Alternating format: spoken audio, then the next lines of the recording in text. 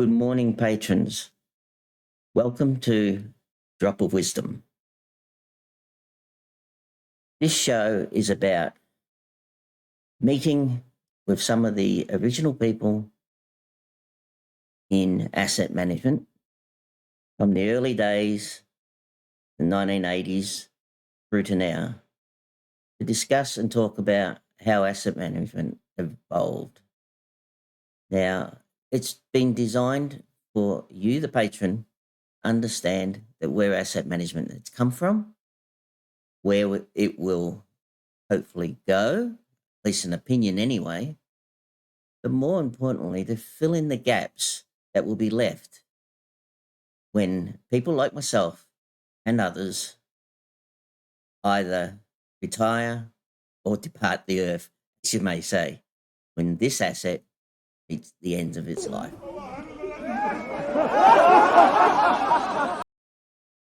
First person we will meet is a person that I owe my career to, I have the deepest respect for, and was well known as the oracle of asset management in the days when asset management was developing.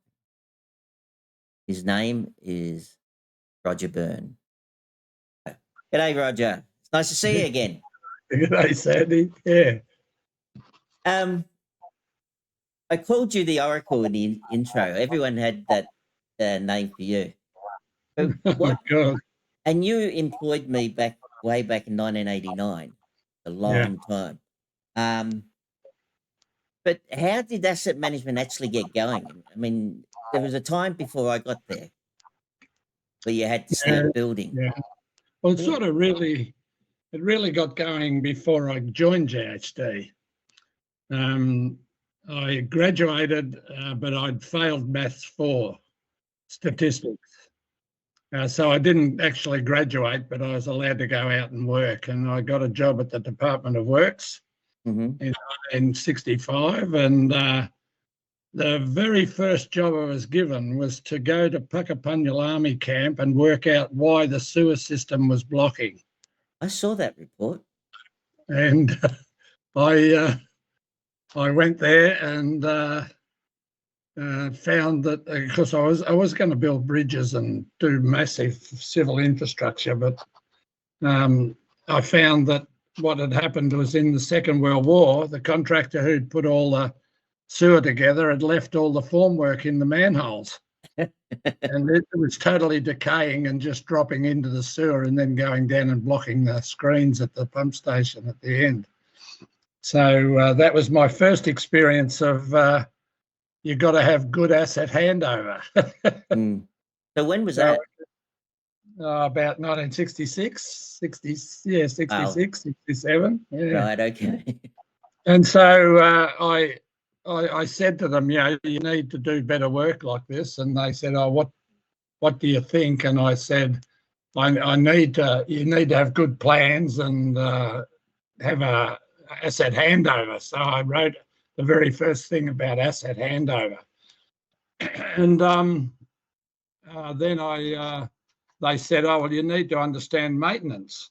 And so I was sent to a defence course where they did the early forms of maintenance engineering analysis in the Air Force.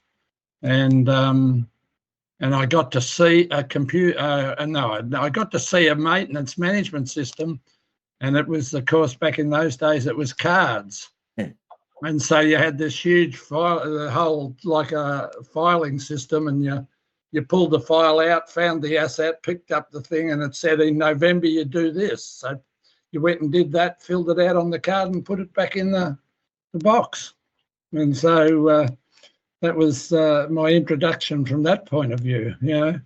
So I sort of got that interest in assets from that point on, and then I just got dissatisfied with what was happening at the Department of Works with me, and I started looking for jobs. I had a short burst at Melbourne, or what back in those days was the Board of Works, and then I saw this job at GHD, and I went in and got interviewed.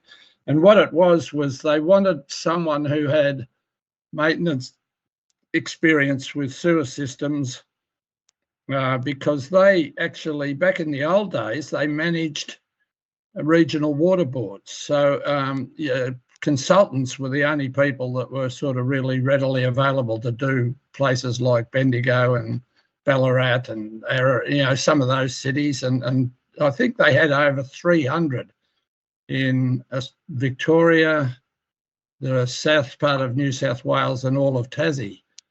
And so they gave me this job to try and help fix those sort of things. And so those small water boards were really good. They weren't good in that they didn't know what they owned hardly. They had no idea of what condition it was in or anything. And basically they had this attitude: you just reduce rate, you do the lowest rate increase you can. So, basically pay for power and all those other things, but not any maintenance or renewal. And so my job was really to try and get that straightened out. And about this time, my first wife, Jill, she was doing accounting, and she came home and told me about this new accounting process called current cost or accrual. And I went, oh, you ripper. And so we started producing for the first time asset registers, with decent hierarchical structures, but valuing the assets at current cost, and then doing residual life and starting to sort of try and show them that they had a bit of a problem coming up and that they weren't doing anywhere near enough maintenance. And so started to introduce it from that point of view. And the big change really happened.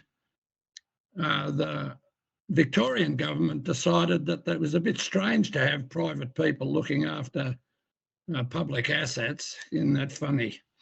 And they introduced a mob called the Public Bodies Review Committee. And that committee reviewed all water operations in Victoria.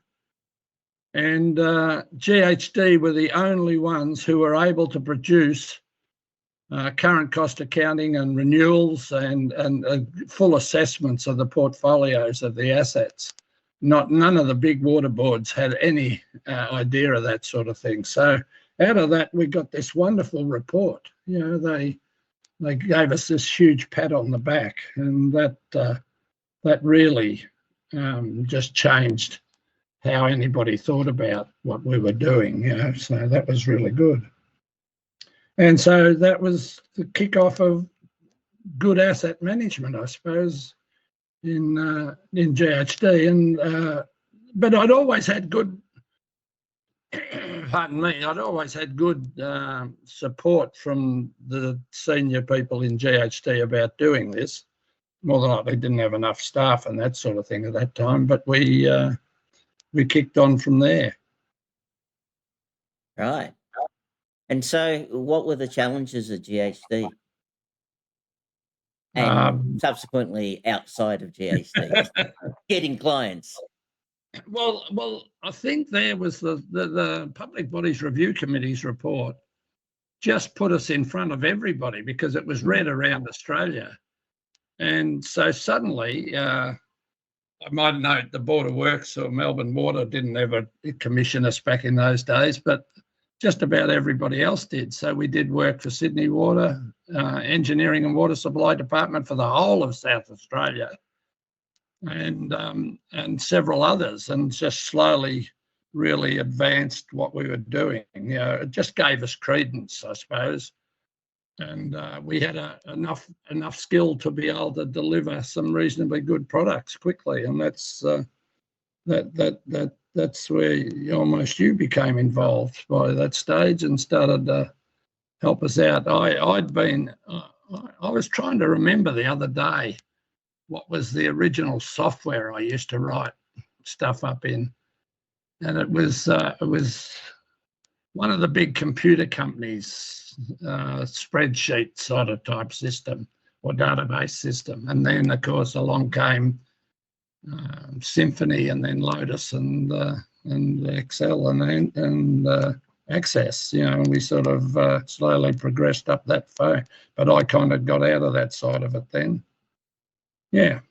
Right. The Okay. challenges, I suppose the challenges was these water boards, the small ones, just didn't understand they were big business. And it was Tony, one of the architects at GHD, said, tell me how much the sewer system's worth in this town. I can't remember where it was.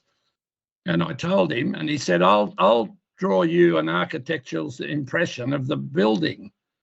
And of course, the building was about 20 stories high and occupied an entire city block in this place. And lo and behold, we showed that as an image saying, this is the business you're running. And because it's all underground, no one notices it. Yep. But you've got to manage it as well as this one, and tried to lift the skill that way. And it was pretty good, actually. It worked well. It was funny, actually, you say that, because when I was at Dalesford, the chairman used to talk about our sewer system, and he'd always talk about it being a 12-story building. We had a much smaller sewer system, but it was the same thing. He kept going on about this 12-story building to give everyone an appreciation of what they had. That's right. Well, up till then, why do you want to replace that? Just wrap a bit of fence wire around it. Yeah. Exactly. It was that sort of attitude. And so, that was really hard to change. And, but they really did change quite significantly in that period. But I think the other thing that was what got to me was that I was having other members of the councils coming to me saying, you bastard, you've just increased the water rates and the revenue funds for them by twice. Yep. And our roads are in atrocious condition. And that was where you came in. It certainly was. I started saying, well, if you want to get on the bandwagon, here's a way to do it. And it really is important, because that's what I've spent, I reckon, the last 10 years of my life was in these major cities around the world, convincing them that they had to get asset management going and they had to understand the whole portfolio, not just what they thought where the problem was, because it was often, we've got a real problem with our buildings, we've got a real problem with this. And the answer is, unless you understand the real truth of the whole portfolio, you can't get that next phase. Yeah. Well, you hear about it in the US a lot, about their roads and their bridges falling down, their trains being derailed and everything else. They still can't put a dollar to it. They still don't. The government will not spend any money on it. Amazing. No, it's really only water and sewer. The main roads people have got a reasonable act together. But when you get down to municipal, and of course that's the problem globally. If you've got a country that's got 3 levels of government, federal, state, and then local, you've got incredible problems, because everybody doesn't understand it necessarily. Yep. Whereas if I think that we'll talk, I'm sure, about New Zealand in a little while, and that's the great plus there.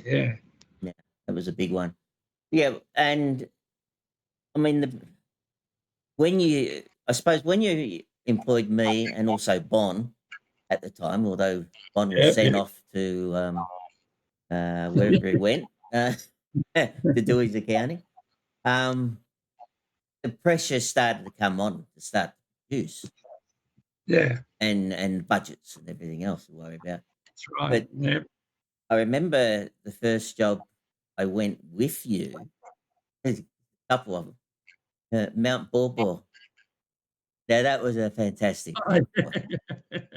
I really knew I'd gotten myself into something when we went to Mount Borbor. You want to tell the story about that one? No, I've forgotten that one. You've forgotten it. I do remember going there, but yeah. Oh, it's funny. Because we were going up the mountain, and there was a shop halfway up the mountain. Yeah. And we were going there, and we're going to stay overnight up in the the staff quarters, I think it was. Yeah, Yeah, and Alpine Resorts Commission. yeah, that's right, the Alpine Resorts Commission. And we got halfway up the mountain, of course, and the shop was shut. So we said, "Oh, bugger it, we'll go all the way up. They'll probably have some food in the kitchen." It's coming back there. Yeah, and we went all the way back up, and the guys had just turned up as well because they'd been down to the town somewhere to get some food for themselves, and of course they didn't bring anything else. So that night we had a tin of tuna, and there was something else. I don't know what it was, a bit of toast or something. Yeah, I think that's all it was. Yeah. Yeah, and that was us. And then that night, of course, in the staff quarters, no heating, no nothing. It was 2 weeks before the snowfall, and it was freezing. I thought, what have I got myself into? It was the funniest time. Yeah. And then we suffered that the next day. We were walking around, and they wanted us to look at the water supply, and they were That's talking right. about putting 9-inch pipe in the ground to expand the water supply. And we found they already had 9-inch pipe in the ground. So that was certainly a shock for them. You know, they had all the pipes there ready to go. When you talk about shocks, I don't know which one I did where they told me to go up and here's the plans of the water supply system, and I started looking and I couldn't find any of it. And in fact, someone had changed the label on the plans, and it was in fact the electricity system. It wasn't the water supply system. So all those sort of things are just showed you where everybody was at, which really, I don't know. I haven't got any idea, Yeah, exactly. And that was the biggest problem. And, a lot of the initial work we got was because of problems that clients were facing. Yeah. Like Launceston was the. Yeah. They were in the middle of putting that big pump station. That's right. No, I mean, where you got in because they had an issue. Yeah. Whereas what the Public Bodies Review Committee did was to say there's more to it than understanding your critical assets. You've got to understand the whole portfolio, Yep. And I think that was the best part of it, Absolutely.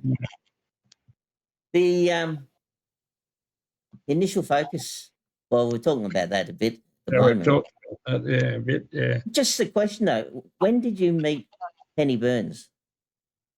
That was EWS. Right. So it was the engineers at EWS that said, we want to do this. Yeah. She'd been appointed as an economist in the Treasury Department of the organisation, and she didn't know, that what we were doing or anything. So she sort of, at some stage, they said, "Oh, you got to interview this economist, and talk to her about what she wants." And did that. And when I showed her examples of what we'd done, because I think at that stage we'd started doing hydro in Tasmania too. Yeah, that's right. And she just went, "This is what I want to see. This is what we need. Because of course they had all those above ground pipelines, steel pipelines that ran above ground, and the two things that were happening, the pipelines were getting to the end of their life. But the trouble was, of course, they were also understanding exactly what problems happened, how the water got cooked in 40-degree heat, and what sort of problems from a health perspective they were causing as well. So it was good time to come in and do some work. Yeah. Yeah, we kicked on from there, and you look back and you'll see that things like the first manual came along. Enjoyed this video? Press the like button and subscribe. If you'd like to see more, please click on the Patreon link below and sign up. Parts 2 to 4 of my interview with Roger will be uploaded there.